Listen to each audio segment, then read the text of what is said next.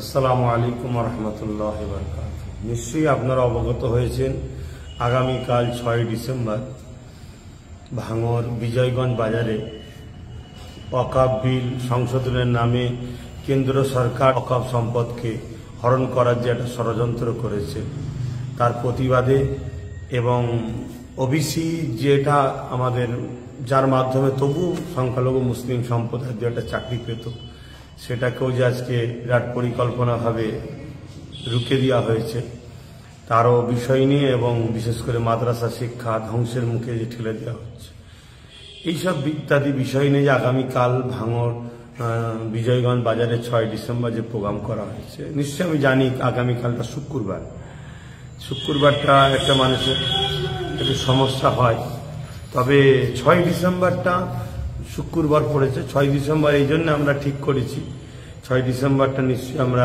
সবাই অবগত আছি, আমাদের জন্য বা দেশের জন্য সংবিধানের জন্য একটা কালা দিন। এই দিনে এক অশুভ শক্তি বাবরি মসজিদকে শহীদ করেছিল, তাই ৬ ডিসেম্বরটা শুক্রবার পড়লেও আমাদেরকে একটু খেয়াল রাখতে হবে, একটু ত্যাগ স্বীকার করতে হবে। আমার প্রত্যেকটা ভালোবাসার মানুষ, বিশেষ করে যারা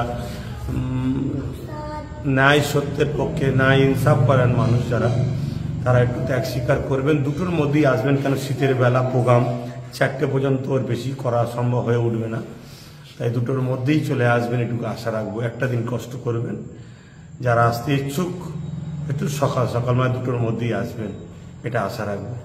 সকলে সুস্থভাবে আসবেন, আইন শৃঙ্খলা বজায় রেখে আসবেন, আইন শৃঙ্খলা বজায় রেখে ঘরে ফিরবেন, এটুকুই কামনা রাখবো আল্লাহর কাছে।